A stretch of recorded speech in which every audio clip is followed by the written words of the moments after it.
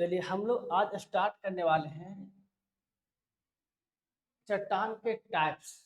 क्योंकि ऑलरेडी पढ़ा चुके थे, मीनिंग्स बता चुके थे, चट्टान किसे कहते हैं और चट्टान का निर्माण ये भी बता चुके हैं।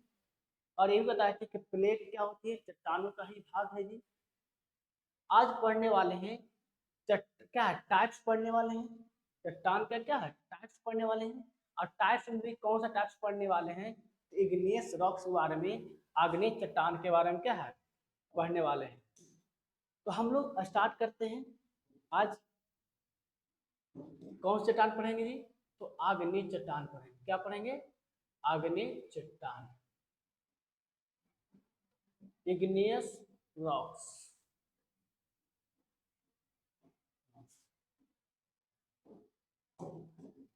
इसकी उत्पत्ति को पढ़ेंगे, एग्जाम्पल्स पढ़ेंगे, विशेषता पढ़ेंगे। तीन चीज इसके बारे में भी क्या है हम लोग पढ़ेंगे।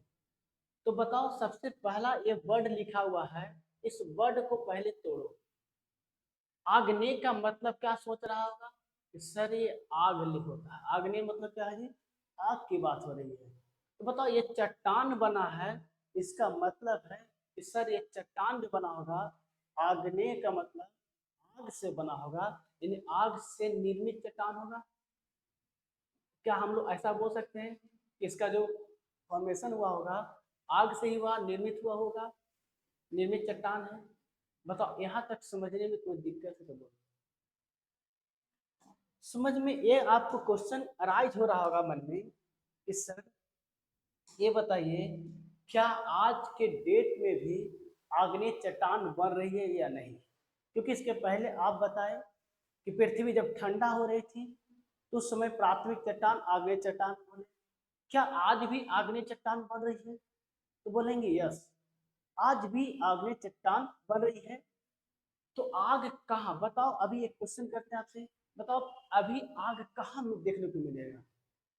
तो कहोगे कि सर जो आग की बात कर रहे हैं ये ज्वालामुखी क्षेत्र में जाएंगे। तो ज्वालामुखी जो क्षेत्र है बाबू, तो ज्वालामुखी क्षेत्र में क्या आग मिलेगी कि नहीं मिलेगी, बोलो। तो कहोगे कि यस सर, ज्वालामुखी क्षेत्र में क्या है, आग मिलेगी। बताओ ये ज्वालामुखी क्षेत्र में क्या होगी जब आग मिलेगी, तो कहोगे कि सर ज्वालामुखी का क्या होगा, ज्वालामुखी विस्फोट होगी, यानी वोल्केनिक इरेक्शन होगी। ज्वालामुखी क्या होगी, विस्फोट होगी। अगर विस्फोट होगा तो आपको ये बात पता है कि जब ज्वालामुखी विस्फोट होती है तो पृथ्वी के अंदर में सतह में जो गर्म और तरल पदार्थ है, वह कौन सी पदार्थ है, जो पिघला हुआ पदार्थ है, वो कौन सी पदार्थ है, मैग्मा। तो मैग्मा क्या करती है, पृथ्वी की सतह पर निकल के आती है। तो आपको ये बात क्लियर हो रहा होगा कि सर जो पृथ्वी के अंदर में जो क्या है पिघला पदार्थ, जो मैग्मा है, वह क्या है पृथ्वी के बाहर आती है। तो मैग्मा किसे कहते हैं, आपको ये क्लियर हो गया होगा कि पृथ्वी के अंदर पिघले पदार्थ को क्या कहते हैं, मैग्मा कहते हैं। और यही मैग्मा अगर सतह पर आ जाएगी, कहाँ जाएगी, सतह पर आ जाएगी, पृथ्वी के अर्थ के अगर सतह पर आ जाएगी तो यही क्या कहलाएगी, लावा कहलाएगी।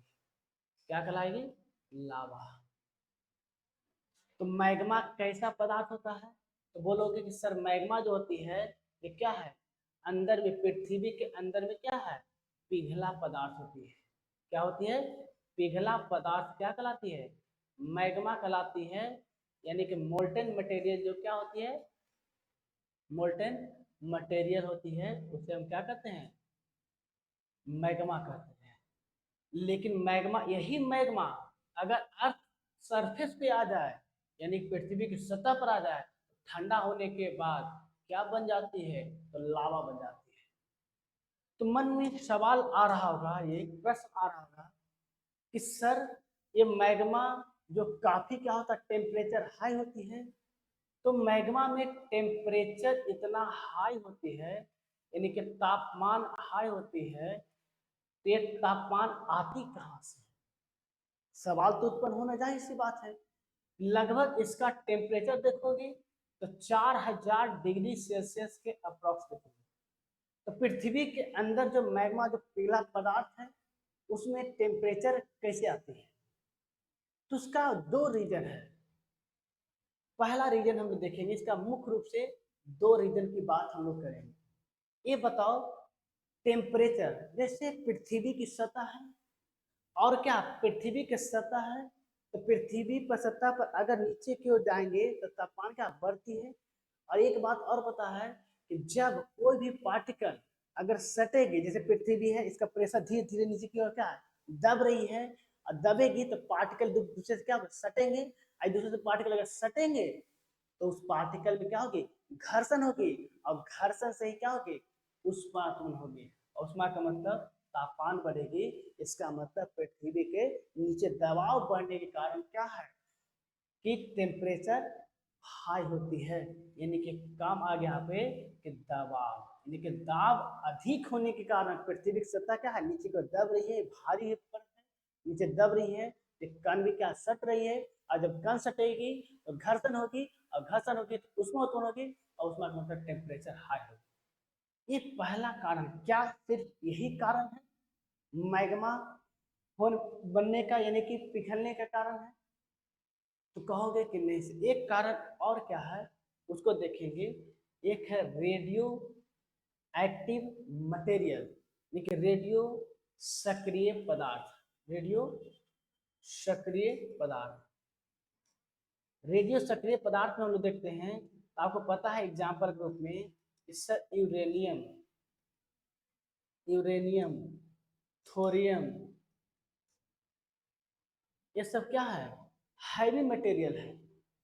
और भगवान प्रकृति ने इसे ऐसा गुण दिया है कि ये स्वतः क्या है, ये स्वयं क्या करती रहती है, ये ऊर्जा उत्पन्न करती रहती है। यानी कि क्या है, ये हमेशा क्या होता है कि अपने नाभिक को तोड़ करके क्या है, जलते रहती है। ये खुद से खुद क्या है, तापमान इसमें होती है, और ये क्या है, खुद से खुद बदलते रहती है। तो रेडियो सक्रिय पदार्थ क्या होते हैं, इसके बारे में अगर देखते हैं, तो बताओ, सबसे पहली बात हम एक बेसिक बात समझाते हैं कि अगर हैवी मटेरियल है, रेडियो सक्रिय पदार्थ क्या है, हैवी मटेरियल है। और हैवी मटेरियल का मतलब हो गया कि क्या है कि हैवी अगर मटेरियल है, तो हैवी मटेरियल होगी तो क्या परमाणु भार, एटॉमिक मास जो होगी, परमाणु भार अधिक होगा कि नहीं होगा? तो कहोगे कि यस सर, परमाणु भार अधिक होगी। तो बताओ, जब परमाणु देखोगे, एटम के यहाँ देखोगे, न्यूक्लियस में एक होते न्यूट्रॉन, अंदर क्या होते हैं, प्रोटॉन। तो न्यूट्रॉन और प्रोटॉन अगर मान लेते हैं, हम इसे समझा रहे हैं, रेडियो सक्रिय पदार्थ समझा रहे हैं कि कैसे ये स्वतः आग उगलते रहती है, टेम्परेचर देते रहती है, कैसे, इसके बारे में समझा रहे हैं। तो रेडियो सक्रिय पदार्थ कोई पदार्थ निकल लेते हैं, तो उसका क्या, एक हैवी मटेरियल है, तो परमाणु भार भी ज्यादा होंगे। परमाणु भार अगर ज्यादा होंगे, तो बताओ परमाणु भार वाला न्यूट्रॉन प्लस प्रोटॉन होती है, अगर ज्यादा होगी, इसमें बताओ प्रोटॉन की संख्या ज्यादा होगी कि नहीं? अगर भार ज्यादा होगी तो इसके अंदर में प्रोटॉन की संख्या भी ज्यादा होगी, और ये ज्यादा होगी तो बताओ प्लस प्लस जो ज्यादा हो जाएगी इसके अंदर में, तो प्लस प्लस क्या होती हैं, एक जात क्या करती है, रिपेल करती है, प्रतिकर्षण करती है। और जब ये प्रतिकर्षण करेगी तो क्या होगी, दोनों दूर दूर भागेगी, तो क्या ये नाभिक फूटेगा कि नहीं फूटेगा, विस्फोट होगी। और जब विस्फोट होगी तो उनका बाहर निकलेगी। और कोई भी चीज अगर विस्फोट होती है तो उससे क्या निकलती है, ऊष्मा निकलती है। और ऊष्मा निकलने का मतलब क्या, ये बार प्रक्रिया बार बार चलती रहती है, ऐसे पदार्थ में बार बार होती रहती है। इसका मतलब है कि बार बार ऊष्मा निकलती है। तो ये बार बार अगर पृथ्वी के अंदर में मटेरियल मौजूद है, ये बार बार फूट रही है, बार बार विस्फोट हो रही है, बार बार ऊष्मा निकल रही है, तो क्या अंदर का तापमान बढ़ेगी कि नहीं बढ़ेगी? तो कहोगे कि सर, रेडियो सक्रिय जो पदार्थ है, रेडियो एक्टिव मटेरियल है, वो क्या बार बार विस्फोट होगी, तो बार बार टेम्परेचर क्या होगी, बढ़ेगी। यानी ये दो मुख्य कारण है जिसके कारण क्या है, पृथ्वी के अंदर क्या है, तापमान को क्या करेगी, तापमान को क्या करेगी, हाई करेगी, टेम्परेचर क्या कर देगी, हाई करेगी। और जब टेम्परेचर हाई होगी, इसका मतलब नीचे के जो पदार्थ होंगे, जो भी पदार्थ होगा, तो पदार्थ को क्या करेगा, बोलो, तो पदार्थ को क्या करेगा, पिघला देगा। क्या करेगा? पिघला देगा। और ये पदार्थ को पिघलेगा। इस पदार्थ को, पिघले हुए पदार्थ को हम लोग अभी क्या बताए? मैग्मा कहते हैं। क्या कहते हैं? मैग्मा। और यही मैग्मा अगर पृथ्वी की सतह पर आ गई, कहाँ गई? पृथ्वी की सतह पर आ गई, तो पृथ्वी की सतह पर यानी कि अर्थ सरफेस पर आएगा, यही कहलाता है क्या? लावा। और यही लावा क्या होती है? ठंडा हो जाती है। और ठंडा होने का मतलब क्या है? कठोर हो गई। ठंडा होने का मतलब है क्या? ये चट्टान बन गया। ठंडा का मतलब ठोस हो गई। और ठोस भाग क्या होगा? ठोस भाग को अभी क्या बताएं? चट्टान बोले। और ये ठोस भाग कैसे हुई? तो कहेंगे ये आग से लगभग बनकर ठोस अवस्था में बनी है। और चट्टान बनी है, आग से निर्मित हुई है, इसलिए चट्टान को क्या कहा गया? आग्नेय चट्टान कहा गया।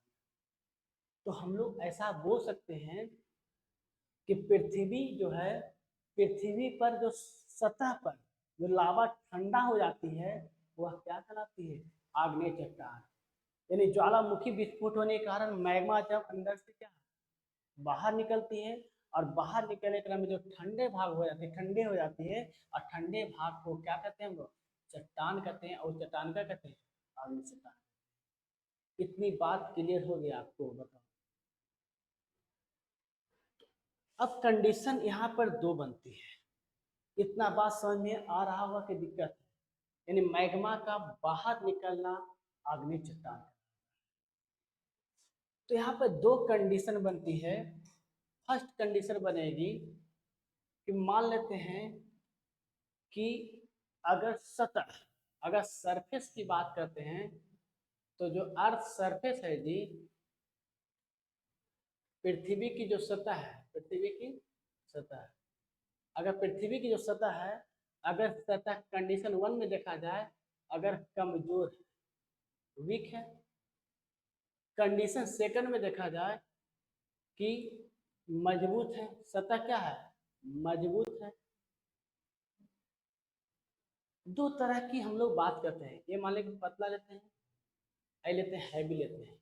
ये क्या है? मजबूत है। अगर ज्वालामुखी विस्फोट होगी, सोचो मन में कि ज्वालामुखी नीचे से अगर विस्फोट हो रही है, ये कमजोर सतह है। सतह कैसा ये है? तो कहोगे कि सर सतह क्या एक कमजोर है? तो कमजोर सतह है तो क्या इसके ऊपर में इसको फाड़ करके, विस्फोट करके, इसी का इसके दरार से बाहर निकलकर मैग्मा जमा होगी कि नहीं? अगर ये बाहर जमा हो रही है, तो क्या ये जो चट्टान बनेगी, ये कैसी चट्टान बनी है? कि अर्थ सरफेस पर बन रही है। किस बन रही है? सरफेस पर बन रही है। यानी कमजोर सतह को तोड़कर सरफेस पर बन रही है। इसे चट्टान को कहेंगे हम लोग बाह्य, बाह्य आग्नेय चट्टान कहेंगे। बाह्य आग्नेय चट्टान कहेंगे। ये बात क्लियर? अगर मान लेते हैं कि अगर यहाँ पे ये क्या है, अगर ये विस्फोट हो रही है, यानी कि मैग्मा बाहर निकल रही है, लेकिन ये मजबूत सतह होने के कारण, सतह क्या है यहाँ पर? ये मजबूत है। मजबूत सतह के कारण ये सरफेस को तोड़ नहीं पाया, और जब तोड़ा नहीं तो इसके अंदर में ही क्या हो गया? जम गया। इसे कहेंगे हम, ये जो जम जाएगा भाग, इसका मतलब सतह के ऊपर नहीं गया, तो वैसे चट्टान को, मैग्मा से बने वैसे चट्टान को हम लोग क्या कहेंगे? आंतरिक, आंतरिक आग्नेय चट्टान कहेंगे। आग्नेय चट्टान कहेंगे। तो बताओ, ये दोनों बात समझ में आ गया? अब सोचो, जब ये दोनों बाहर निकला, ये जब बाहर निकली, तो बाहर निकलता है तो इसे हम कहते हैं बेसाल्ट। जो लावा जो देखे, जो लावा ठंडा होने के बाद ये क्या बना? बेसाल्ट बना। लेकिन ये अंदर भाग में देखे, जो ये अंदर में रह गई, इस अंदर वाले भाग को हम लोग कहें, इसी कहें ग्रेनाइट। एक बात क्लियर हो गई कि बेसाल्ट जो है बाह्य आग्नेय चट्टान का क्या है? उदाहरण है कि नहीं? बताओ, एग्जाम्पल है कि नहीं? तो कहोगे ये सर बाह्य आग्नेय चट्टान ये क्या है, बेसाल्ट। बाह्य आग्नेय चट्टान का एग्जाम्पल बेसाल्ट है। और आंतरिक आग्नेय चट्टान का एग्जाम्पल कौन सा है, ग्रेनाइट बनता है। तो कुल मिला के ये बोल सकते हो आग्नेय चट्टान का उदाहरण बेसाल्ट और ग्रेनाइट दोनों है, जो आग्नेय चट्टान है। लेकिन बाह्य चट्टान कहेंगे तो बेसाल्ट हो जाएगी, और आंतरिक चट्टान कहेंगे तो ग्रेनाइट हो जाएगी। इतनी बात क्लियर होगी आपको। आपसे एक क्वेश्चन पूछा जाएगा कि बताओ बेसाल्ट का घनत्व ज्यादा होती है या ग्रेनाइट की घनत्व ज्यादा होती है। आपसे एक क्वेश्चन किया जाएगा कि बताओ बेसाल्ट का घनत्व ज्यादा होती है या ग्रेनाइट की, डेंसिटी पूछेगा। तो आपको याद रखना है, पर आसान भाषा में समझेंगे इसको। घनत्व जैसे आप बताओ यहाँ पर बेसाल्ट, दोनों में बुद्धि लगाओ यहाँ पर। जैसे ये सतह पर है जी, तो सतह के ऊपर में अगर कण सट रहे, मान ले कि ज्यादा ठंडा कौन हो रहा है, ये वाला ठंडा होगा या ग्रेनाइट होगा। तो कहोगे कि सर सतह का तापमान कम है, तो इसका मतलब है कि ज्यादा ठंडा कौन होगा, बेसाल्ट। और जब ज्यादा ठंडा होगा तो ज्यादा सिकुड़ेगा, अगर ज्यादा सिकुड़ेगा तो ज्यादा कठोर होगा, और ज्यादा कठोर होगा तो ज्यादा घनत्व होगा। यानी क्या है, इसका कण आपस में ज्यादा सटे रहेंगे, तो ज्यादा सटा हुआ है तो बेसाल्ट जो है, इसका कण क्या है, कम सटे होंगे। तो कम सटे मतलब क्या है, कठोर होगा, कम कठोर होगा। इसका मतलब क्या है, ये हल्का फुला हुआ होगा, इसका मतलब घनत्व में क्या होगा, कम होगी। तो हम बोल सकते हैं कि बेसाल्ट का जो घनत्व है सबसे ज्यादा है, और ग्रेनाइट का घनत्व क्या है, यहाँ कम है। तो बताओ बेसाल्ट और ग्रेनाइट में क्लियर हो गया, दोनों में घनत्व किसका ज्यादा है जी। तो बोलोगे कि सर बेसाल्ट का घनत्व ज्यादा है, क्यों, क्योंकि क्या है, ज्यादा ये ठंडा है, जैसे कण पार्टिकल आपस में ज्यादा सटे रहेंगे, और इसका पार्टिकल आपस में ज्यादा सटे नहीं रहेंगे, इसके अपेक्षा इसका घनत्व ज्यादा है। तो बताओ यहाँ तक समझने में कोई दिक्कत हुई तो बोलो। यानी बाह्य आग्नेय चट्टान का उदाहरण कौन सा हो जाएगा, बेसाल्ट। और आंतरिक आग्नेय चट्टान का उदाहरण कौन सा हो गया, ग्रेनाइट। दोनों में घनत्व किसका ज्यादा हो जाएगा जी, तो बेसाल्ट का ज्यादा है, और ग्रेनाइट का घनत्व कम है, क्योंकि इसके पार्टिकल क्या है, पूरे सटे सटे हैं, इसका पार्टिकल सटे सटे इसके अपेक्षा कम है। इतनी बात क्लियर हो रही है। तो सीखेंगे आज हम लोग, अब हम लोग चलेंगे इसकी विशेषता के बारे में। डिफिनेशन तो क्लियर हो चुकी थी कि मैग्मा जो है, पृथ्वी के अंदर से मैग्मा जो बाहर निकलती है, निकलने के बाद ठंडा होती है, उससे क्या आग्नेय चट्टान करती है। आग्नेय चट्टान में देखे हम लोग दो तरह के आग्नेय चट्टान देखे, एक क्या देखे, आंतरिक आग्नेय चट्टान, इसमें ग्रेनाइट था, और क्या था, एक बाह्य चट्टान जो बेसाल्ट थी। चलो हम लोग देखते हैं इसकी विशेषता के बारे में पढ़ते हैं। आग्नेय चट्टान की विशेषता, आग्नेय चट्टान की विशेषता, कैरेक्टरिस्टिक्स ऑफ इग्नियस रॉक्स। हम लोग इसके कैरेक्टर्स को समझेंगे। तो सबसे पहले हम लोग सीखेंगे यहाँ पर, जैसे आग्नेय चट्टान के क्या है जी, हम लोग पढ़ें आग्नेय चट्टान का क्या पढ़ेंगे हम लोग, विशेषता पढ़ेंगे। तो आग्नेय चट्टान की विशेषता को अच्छे तरीका से हम लोग देखते हैं। सोचो मन में यहाँ पर कि बताओ ये आग्नेय चट्टान है, क्या यह लावा से निर्मित है कि नहीं, पहले बताओ। तो कहोगे कि सर इसका जो फॉर्मेशन है ये लावा से निर्मित चट्टान है। लावा से क्या है, निर्मित चट्टान है। तो पहला विशेषता क्लियर हो गया कि सर लावा के द्वारा जो बनी चट्टान है, ये आग्नेय चट्टान लावा के द्वारा बनी चट्टान। क्या ये लावा के द्वारा बनी चट्टान है, तो बताओ यहाँ पर, क्या ये लावा के द्वारा बनी चट्टान है, क्या ये ठोस है कि नहीं। तो कहोगे कि हाँ सर ठोस है, इसका मतलब क्या है, यह कठोर है। यह चट्टान कैसी है, तो कठोर चट्टान होती है। अब बताओ ये कठोर चट्टान है, तो हमें ये बताएंगे यहाँ पर, ये कठोर चट्टान है, क्या इसके जो देखेंगे इस चट्टान में क्या पानी रिसता है कि नहीं। रिसने का मतलब है कि जैसे आप देखे हो किचन में देखे होंगे जो ग्रेनाइट का प्रयोग होता है, जो किचन में लगता है, स्लिप लगता है, क्या वो पानी को सोख लेता है या पानी को सोखता नहीं है। क्या इस तरह से उस तरह पार हो जाती है जो लगा हुआ रहता प्लेट। तो कहोगे कि सर नहीं पार करती है। इसका मतलब है कि क्या है, ये पानी को सोखता नहीं है, यानी कि क्या है, ये अपरागम्य है, अपरागम्य। ये अपरागम्य चट्टान का क्या है, एग्जाम्पल है। आपसे पूछा जाएगा कि अपरागम्य चट्टान का क्या है, ये आगे चट्टान क्या है, एग्जाम्पल है। ये बताओ हमें, क्या इसमें हम लोग देखें, क्या इसमें जीवाश्म था, फॉसिल्स था। तो कहोगे कि सर इसमें फॉसिल्स नहीं पाए जाते हैं, जीवाश्म नहीं पाए जाते हैं, जीवाश्म नहीं पाए जाते हैं। इसमें जीवाश्म क्या है, नहीं पाए जाते हैं। तो बताओ फॉसिल्स नहीं पाए जाते हैं, क्यों। तो अभी इसके पहले ऑलरेडी हम लोग बताए कि बताओ इसका टेम्परेचर जो देखे, मैग्मा जो निकलती है सतह पर आती है, टेम्परेचर बताया कि लगभग 4000 डिग्री सेल्सियस है। सोचो अगर मान ले कि मैग्मा ये निकल रही है, सोचो मन में, ये है सतह और यहीं पर मान लेते हैं कि यहाँ पर बिल्ली है, चूहा, बिल्ली कुछ भी ले लो, ये बिल्ली है मान लो। अगर मान लेते हैं कि नीचे से मैग्मा निकल रही है, 3-4 हजार, जानबे करते हैं कहानी कि 3-4 हजार टेम्परेचर निकली इसे। क्या इस बिल्ली पर अगर पड़ेगी, इस पर या पेड़ पौधा कुछ भी रहे यहाँ पर, अगर इस पर पड़ेगी तो क्या ये जलेगा कि नहीं जलेगा। जलेगा इस तरह से कि क्या ये गैस के रूप में हो जाएगा, क्या इसका अवशेष बचेगा जी। तो कहोगे कि नहीं सर, इतना टेम्परेचर है तो उसका अवशेष थोड़ा बहुत भी नहीं बचेगा, डेट क्या कैसे चल जाएगा।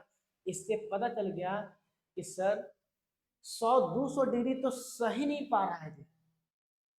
अगर मुर्गा वगैरह बनाओगे, चिकन बनाओगे तो 100-200 डिग्री में तो खाक हो जा रहा है। अब अगर 6000-4000 डिग्री सेल्सियस जाएगा तो क्या कैसे स्थिति बदल जाएगा।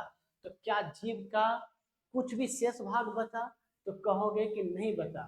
तो जब जीव का कोई शेष भाग नहीं बचेगा तो उससे हम कहेंगे जीवाश्म। इसमें क्या, इस पर जो रहेगा चट्टान बनेगी, इसमें जीवाश्म ईंधन, जीवाश्म क्या नहीं पाए जाएंगे।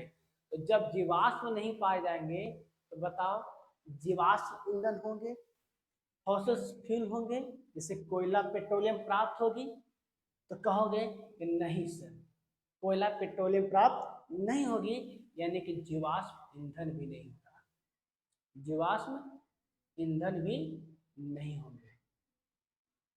जब जीवाश्म ही नहीं है तो जीवाश्म ईंधन भी नहीं होगी।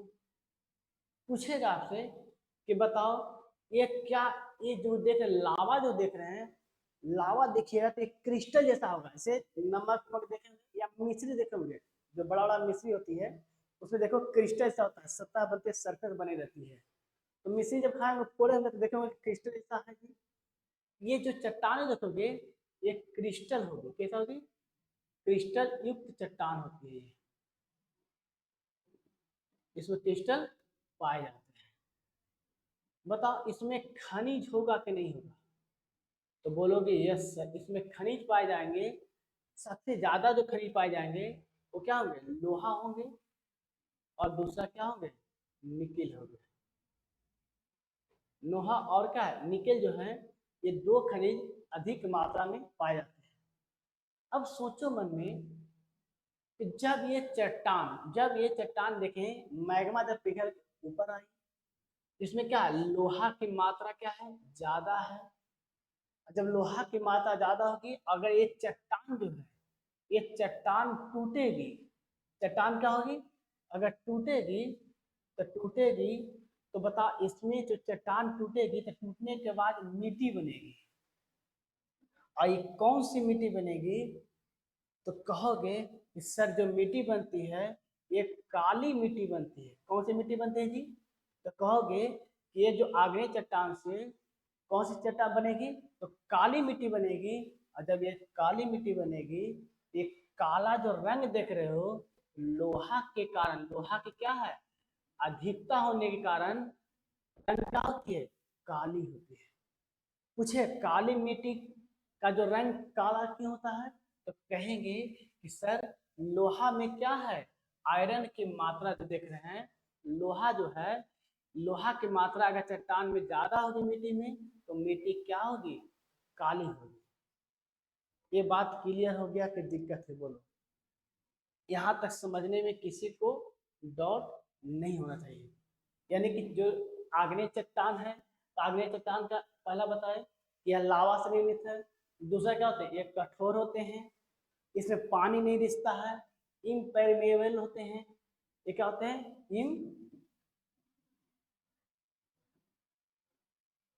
इम्पेरमेबल होते हैं। फिर बताया क्या, इसमें जीवाश्म नहीं पाए जाते हैं। जब जीवाश्म नहीं होगा तो जीवाश्म ईंधन नहीं होगा। या कैसे होते हैं, क्रिस्टल युक्त होते हैं, क्रिस्टल पाए जाते हैं। इसमें खनिज होगा, तो खनिज कितनी ज्यादा होगा जी, तो लोहा और क्या, निकेल की मात्रा अधिक होती है। अगर इससे जो मिट्टी बनेगी, तो इस चट्टान से मिट्टी बनेगी, तो कैसी मिट्टी बनेगी, काली मिट्टी बनेगी। और काली मिट्टी जो बनती है ऊपर सतह पर, बेसाल्ट चट्टान से ही बनती है। ये बात क्लियर हो गया कि नहीं, बताओ। यहाँ तक समझने में किसी को डाउट है तो बोलेंगे।